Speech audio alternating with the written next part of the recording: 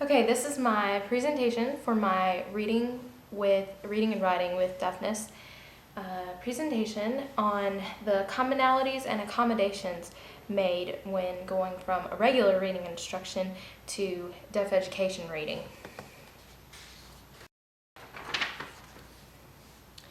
This presentation will first address the history of reading instruction for typically developing students. Research will also be discussed, followed by the responding methods and practices endorsed today. Part 2 will cover reading instruction for students with deafness. I will discuss the spectrum of communication methodologies and their effects on reading instruction. I will also discuss the recommended practices in response to research, as it is important that we as educators use research-based practices.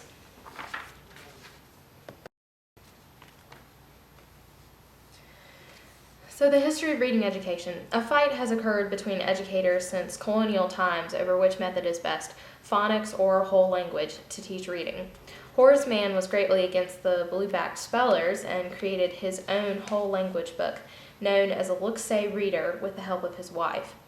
In the 1970s, the pendulum began to swing to a more radical whole language approach, encouraging students to learn to read from authentic sources such as classic books and print materials.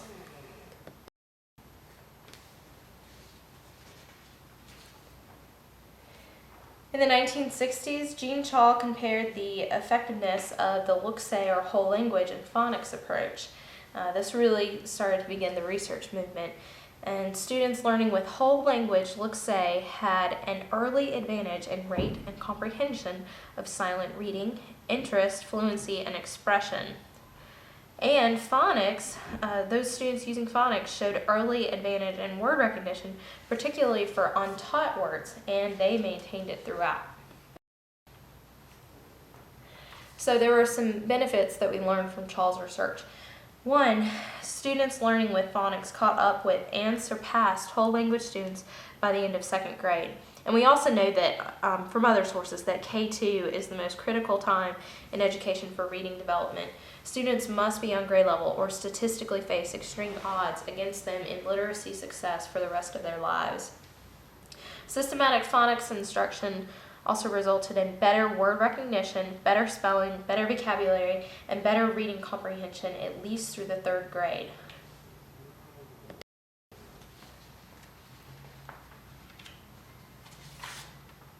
And then the research continued with the U.S. Office of Education Cooperative Research Program in first grade reading instruction. And that was a study was conducted between 1964 and 1967, and it combined analysis of the first grade cooperative studies and was published in 1967. And the questions that were addressed were: which of the approaches to beginning reading instruction produces the best reading and spelling achievement at the end of first grade? And does the relative effectiveness of the approaches vary with the readiness of the students?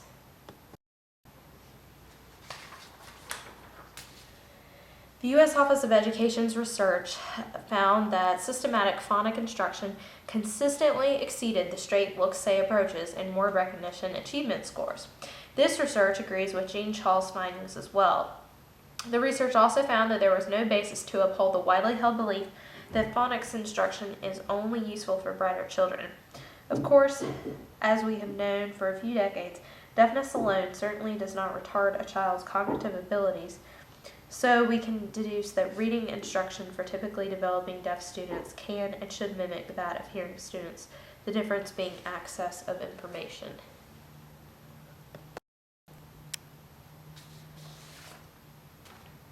The most recent research was done by the National Reading Panel. They found that systematic and explicit instruction, meaning direct instruction, is beneficial for beginning and struggling readers. They also determined that there are 5 so-called big ideas in reading instruction that must be addressed on a daily basis. They are phonemic awareness, alphabetic principle or phonics, vocabulary comprehension, and fluency.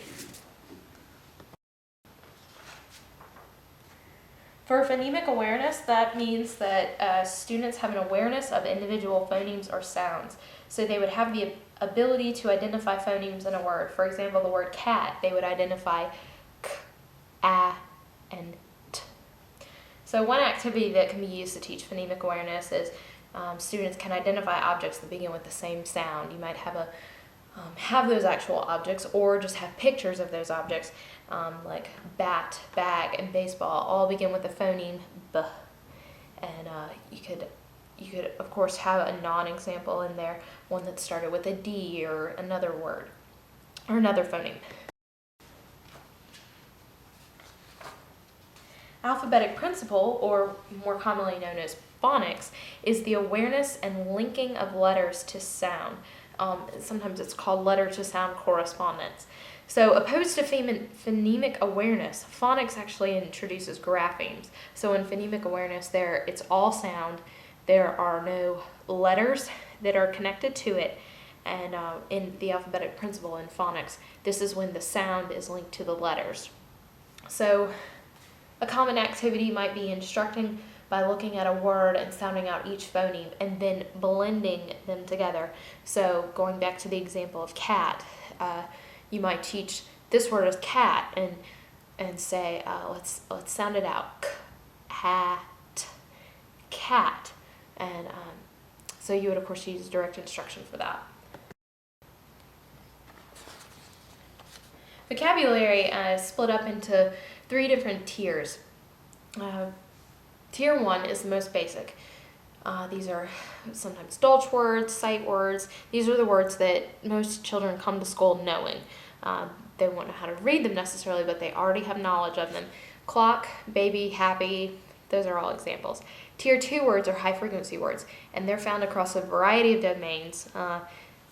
These examples include fortunate, absurd, industrious. So these are conversational words, and they're obviously used frequently. Tier 3 is low frequency vocabulary, meaning that it's limited to specific domains. So for example, isotope, peninsula, homogeneous, those words all belong to the science, social studies curriculum area, and unless you're in those areas, you probably will not hear them. Comprehension is simply understanding what you read, and it's the ability to think about what you're reading through metacognition. Comprehension is a skill in which you can reflect through metacognition on what you've read, and to, of course, check and make sure that you understand what you're reading and you're not just barking print, so to speak. So an activity that you might use would be to model loud thinking skills while reading. If you're a teacher, you might say, you might be reading a passage out loud, and maybe say you read it with the wrong intonation or the wrong prosody, and so then your comprehension, your feedback to your brain says, wait, that doesn't make sense. So say that aloud. One way that we have to teach comprehension skills is by doing this actually aloud.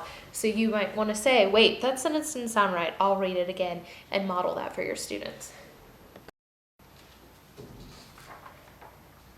Fluency is the ability to speak with fast, effortless word recognition accurately and with appropriate intonation and expression or prosody.